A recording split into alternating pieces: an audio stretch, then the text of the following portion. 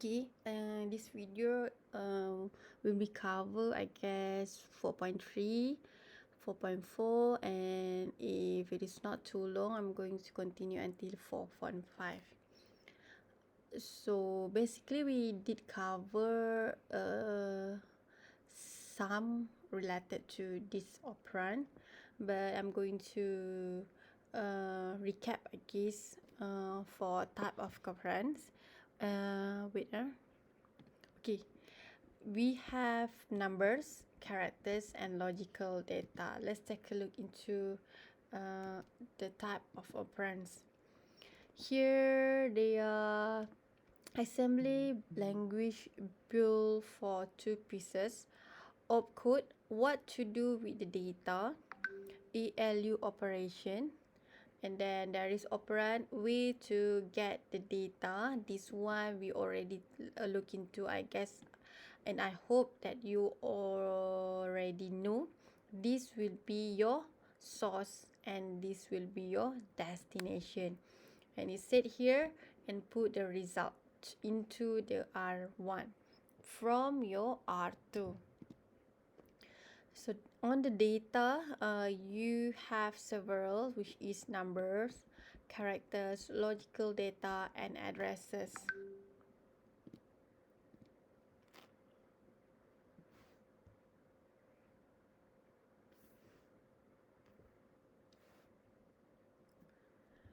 Type of operands for Pentium 4. This example only for our Pentium 4. You can see here there is 1 bit, 8 bits, 16 bits, 32 bits, 64 bits, and lastly 1 to 8 bits. And if you still remember, this one we already learned, I guess, in our module 2 for single precision and double precision. And under numbers, this is the first subtopic under our data. All machine language includes numeric data types. The important distinctions between numbers used in original mathematics and numbers stored in the computer. There is two reasons for the limitation. First, there is a limit to the magnitude of number represent on your machines. And another one is a limit to the precisions of the floating point. This one, the limitations, the limit, I guess, also on the range is already mentioned last time in our module 1 or module 2. Three types of numeric number. First is binary integer, or we can call it as binary fixed number. Second is binary floating point, and lastly the decimal.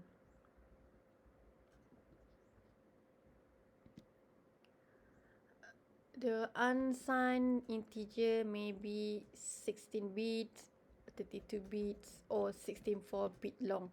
This is for unsigned integer. And you can see here the example, byte is including 8 bits. You can see here. And then if you still remember, word is 16-bit. Double word is 32 bits. Although you can see here the number is like 7, 15, 32, 31. But it is including the 0 here. So including the 0, it will be 8. Including the 0 here, it will be 16. Including the 0 here, it will be 32 bits. And lastly, including the 0 here, from 0 to 63, it will be 64 bits, or we call as quad words. So in your coding, in your programming, it's going to have only short form like byte words, and then D words. It's going to use D words, not double words. And lastly, for quad word, it's going to be Q word. So you need to know the meaning, all the short form. And this is for signed integer. You can see here.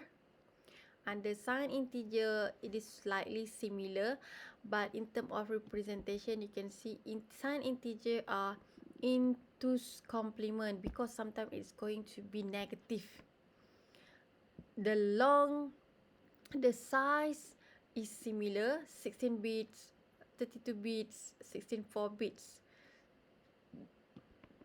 but you represent it in terms of two's complement, just to make sure that your negative numbers also will be covered. Okay, this one is still under signed integer, but if you still remember our numbering system, we got the integer side and we got also the floating point. So for floating point format under our signed integer for our data, is going to be called as half precision floating point, single precision floating point, and you need to know the format, how you're going to write in terms of the floating point.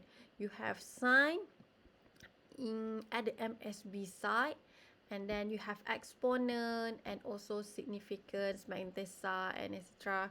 You need to know and remember the format back. Refer back to your module numbering system. Similar to your single precision, double precision, all of that you already cover last time.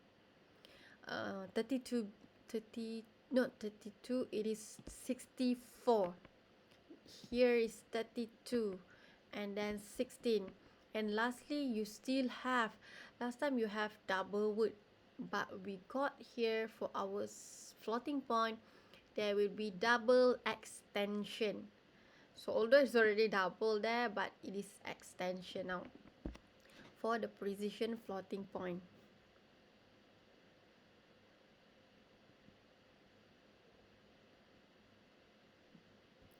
And next, it's going to be the character.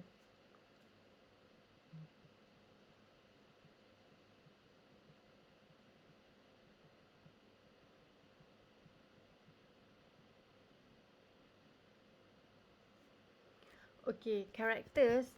A common form of data is text or also character string. Last time we did cover in our previous module also in the characters. I guess yeah, module 3. And normally we going to use the ASCII format for our character. You can see here mostly used, so the frequent use is under ASCII. Another code used to encode character in the extension binary coded decimal integer is EBCDIS, which is we rarely use this code. But these codes are applied into the IBM main framework.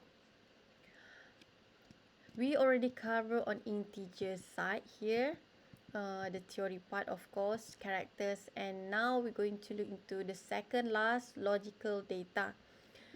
Normally, each of the words or other addressable unit is called as byte, half word, and so on, is treated as a single unit of data. So you're going to see there is several, like maybe 1 bit, 2 bit, 3 bit, until 16.4, until 1 to 8 bits units.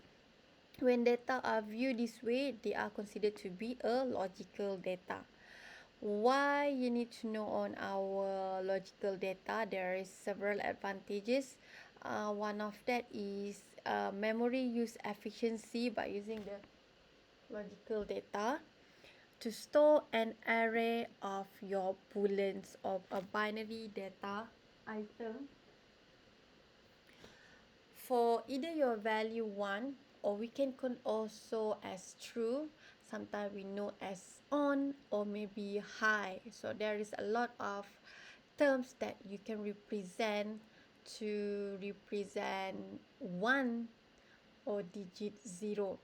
Zeros normally it's going to be false, off, low, what else, and turn off. Yeah, Each of the manipulates the bits of the data item, which is it's easy to manipulate the bits of the data item. So that is for the data type, which is number, characters, and logical data. And addresses we're going to look into in the next subtopic.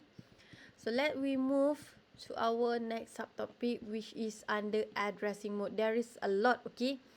You're going to find and meet the immediate addressing, direct addressing, indirect, register, indirect, and lastly the displacement.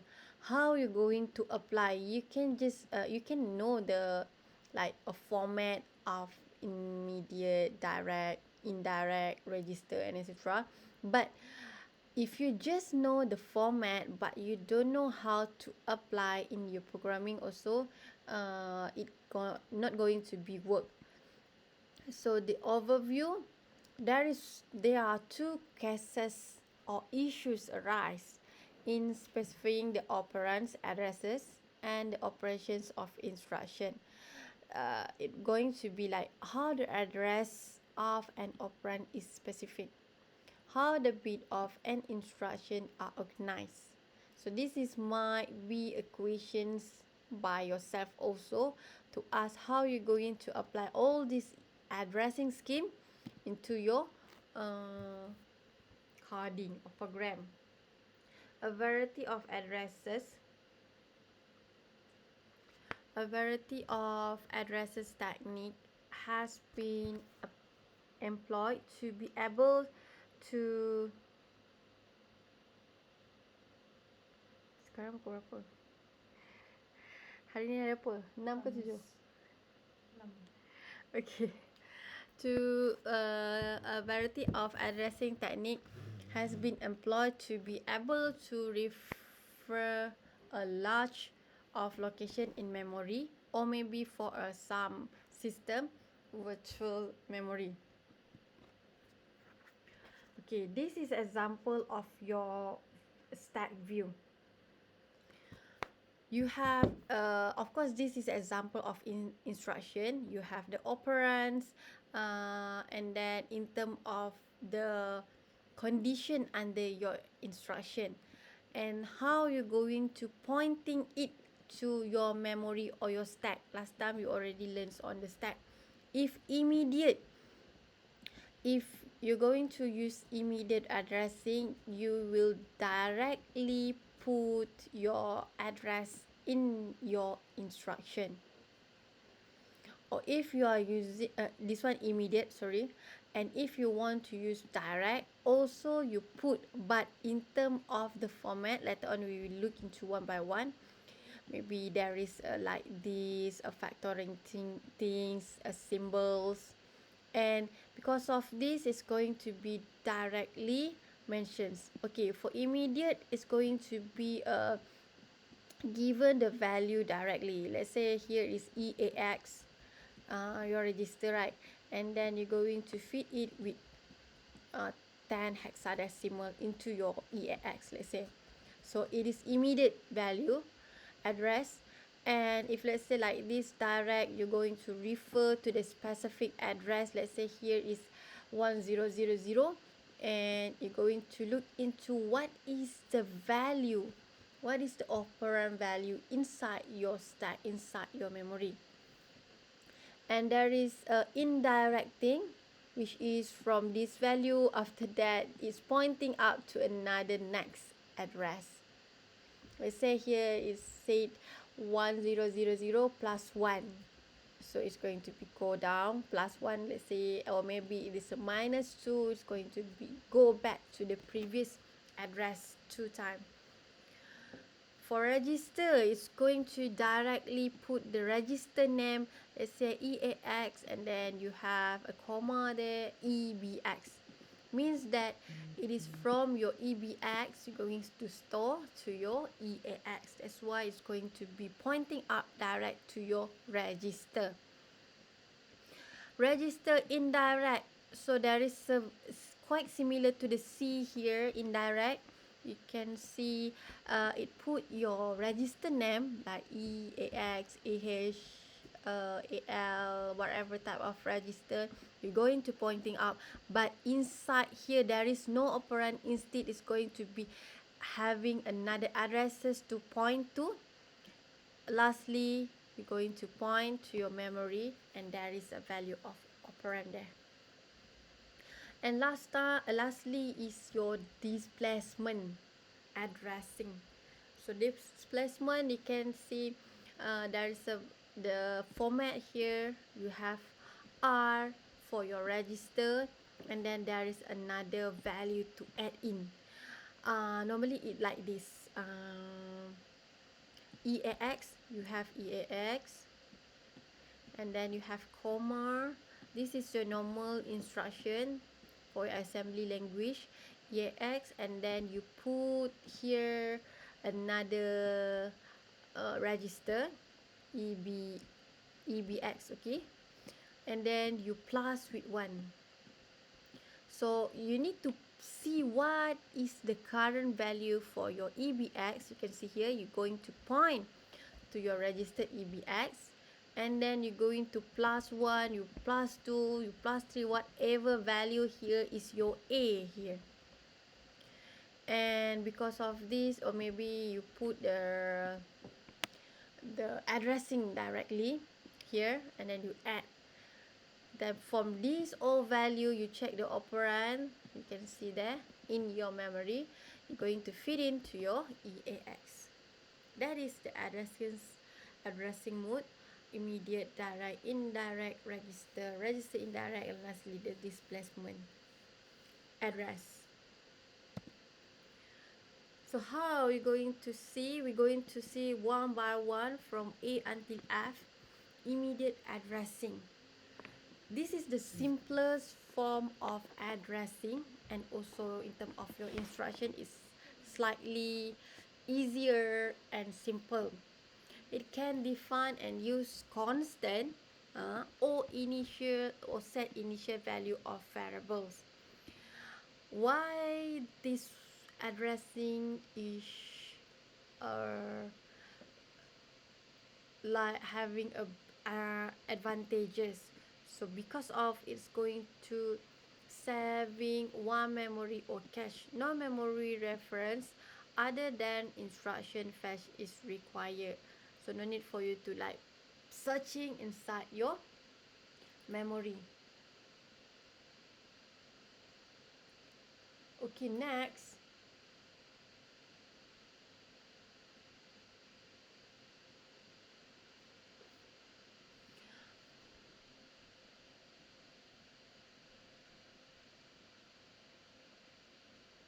You can see here there is a disadvantages. The size of number is restrict to the size of the address field.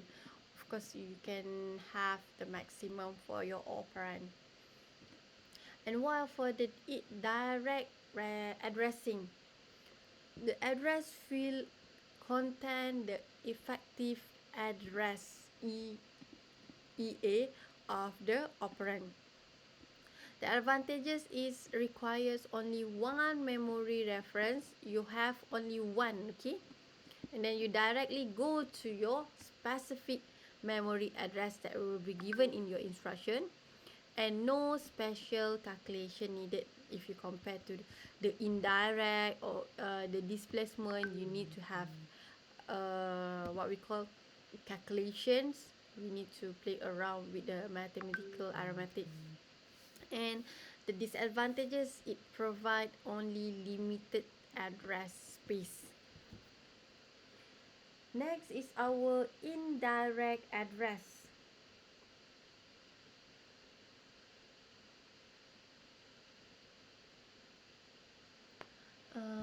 Indirect address, you can see here we're going to have 8 AX. This is our register AX, and here is your address of operand. And if the value of AX, you can see you need to add, okay? This is the things you need to add first. The value of AX, let's say AX currently is 10, not 10, 10H.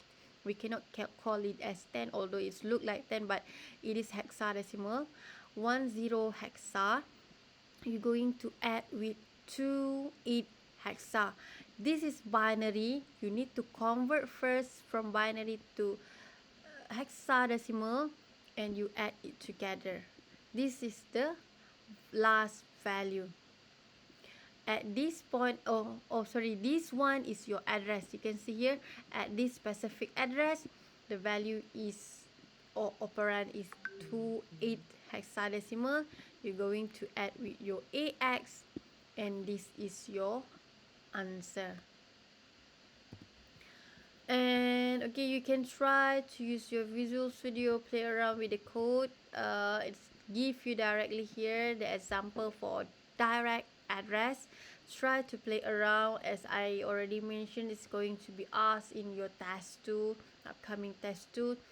You have by words, the words I already informed you last time in our class. If you still remember, you need to follow the little Indian order, how you're going to store into your stack.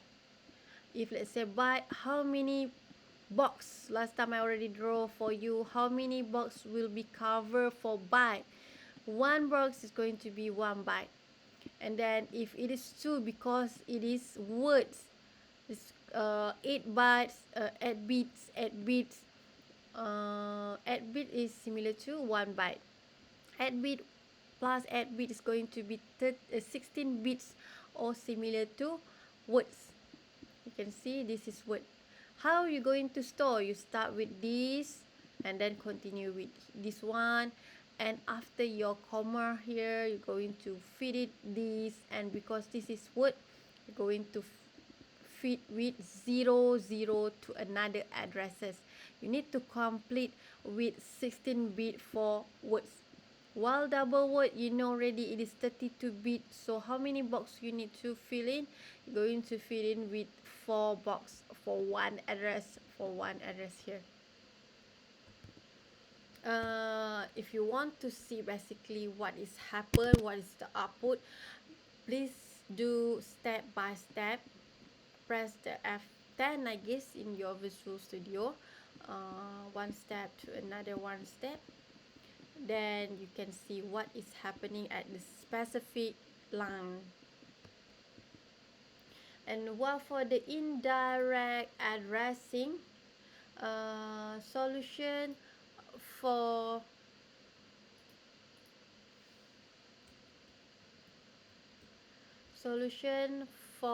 the limitation of address range in the direct addressing. So this is the solution cover for the direct addressing.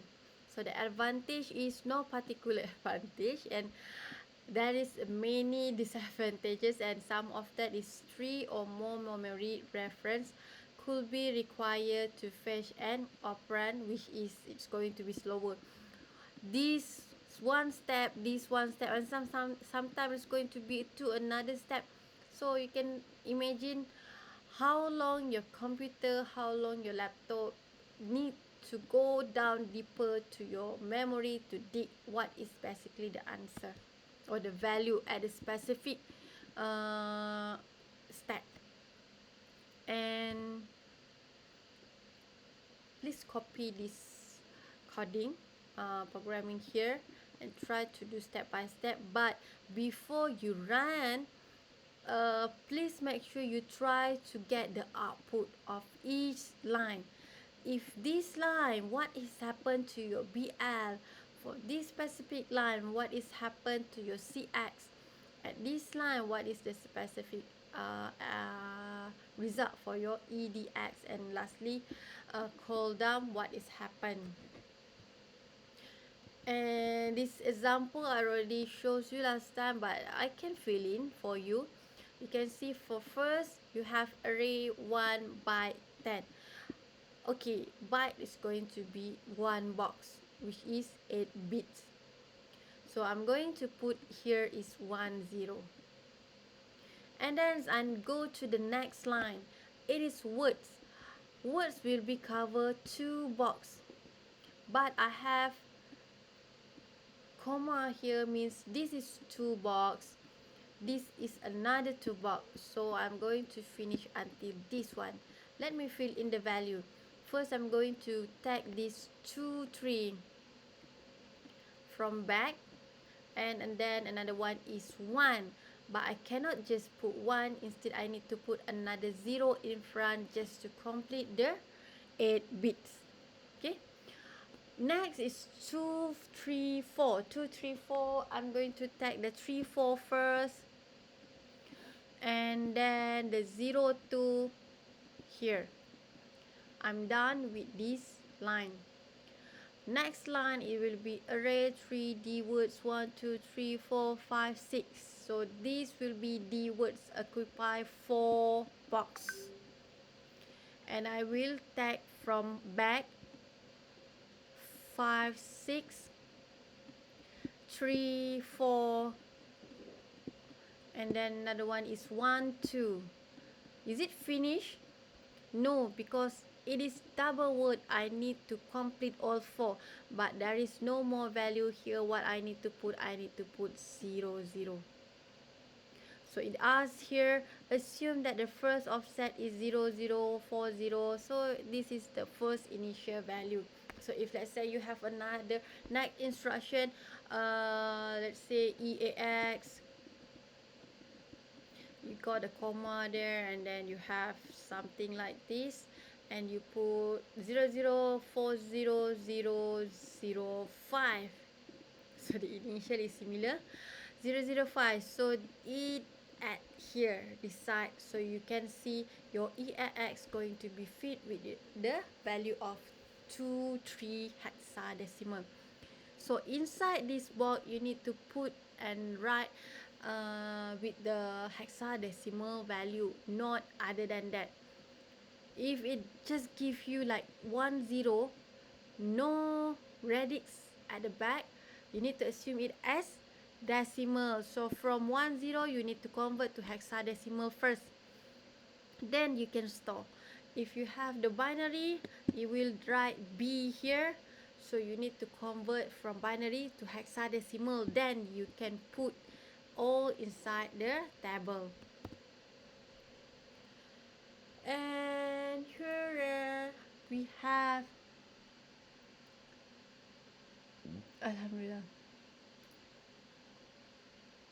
we have here the address, register addressing, similar to direct address, except the address will refer to a register. So it's slightly similar. And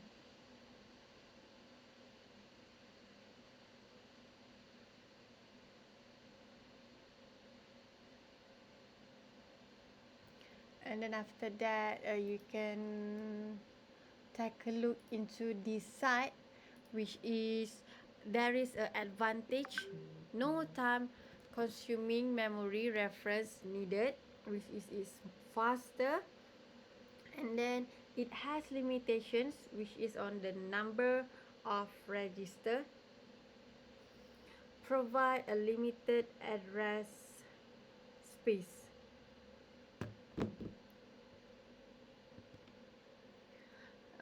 The example number 7, please make sure you try also, because there is several questions related to this. You need to put the value of EAX, but here if you check all the line, you can see there is several time it's called the EAX. So the final value only will be needed for your test. Here is, and in the example is give you a specific line, right? But in your test you're going to pick only the dumb register.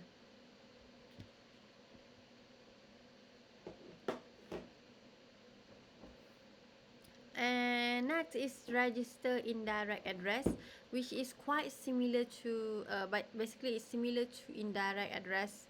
The advantage and limitation of register indirect address are basically the same as the indirect addressing. Register indirect addressing use one less memory reference than indirect addressing. Like this example, you can try and try to fill in all the memory stack there. There is a lot of example. I think if you just do the example here, you can answer all the question for your test too. Displacement addressing, it is a very powerful mode of addressing, combine the capability of direct addressing and register indirect addressing. You have several things that you need to remember, which is A equal to your base value, and R is for register that whole displacement or vice versa. Relative addressing, you also call as PC relative addressing. The implicitly reference register is the program counter or PC. R equal to PC EAX, which is A plus PC. The displacement addressing, here is an example. You copy and try to run, and there is a looping there. Going to loop and look into the address. It's called as displacement address, which is going to be replace the address to the next one. Displacement addressing here, yes. Okay, another one is base register addressing,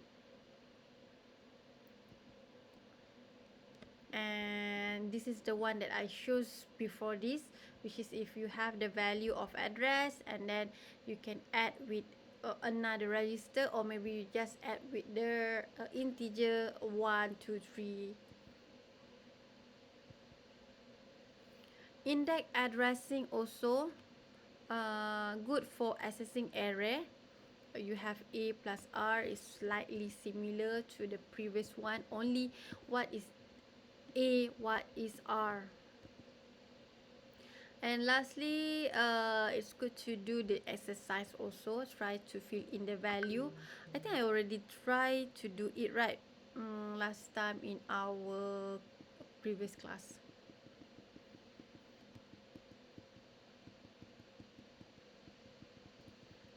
Better, I try to forward. Okay, basic addressing mode. Here we summarize it. What is the advantages and what is the disadvantages? Please make sure you remember in terms of this simplification version. We have immediate, direct, indirect, and etc. You can see all the advantages, how the algorithm look like and apply what, and lastly the disadvantages.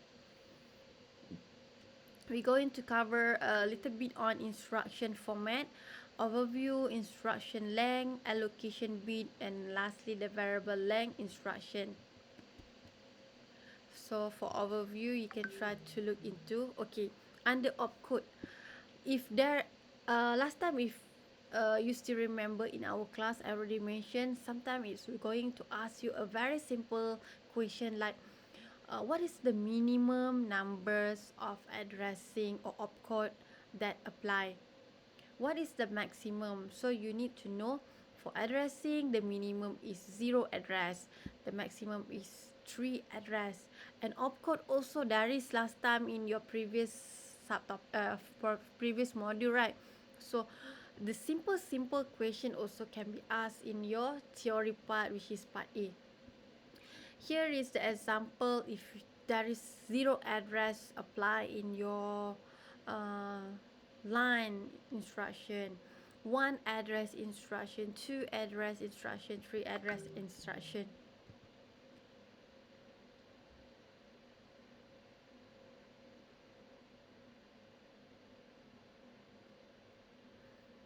Okay, instruction length.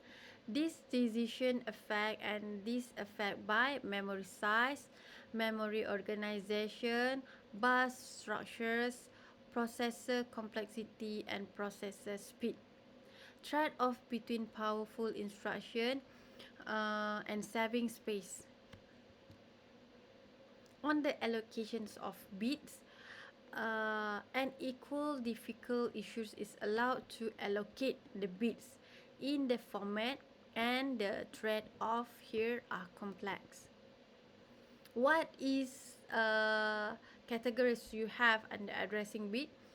Number of addressing mode, number of operand, and register versus memory. If let's say you have this kind of um, theory, you need to know all the categories, what is the meaning, and maybe it's just ask you simple things, is it correct or not, for the number operand, is it correct or not for the detail, and the number of addressing mode, is it correct or not for register versus memory. So it can be asked vice versa, whether it is correct or not correct.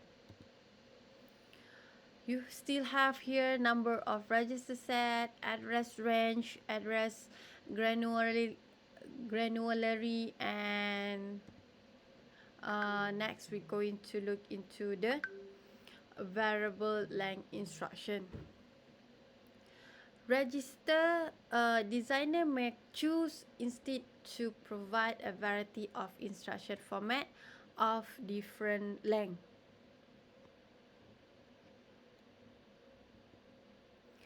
And that is only for your module 4. I think we did cover also in our previous class, but I just made this video for you to watch, so that you have some recap and still remember what you have learned. Next, I'm going to record the video for module 5, 6, 7, 8, and lastly 9. I hope that you can watch it, like spend about several hours to watch the video. If you have any question, we're going to discuss later on. Okay, thank you for watch, and stay safe. Bye bye.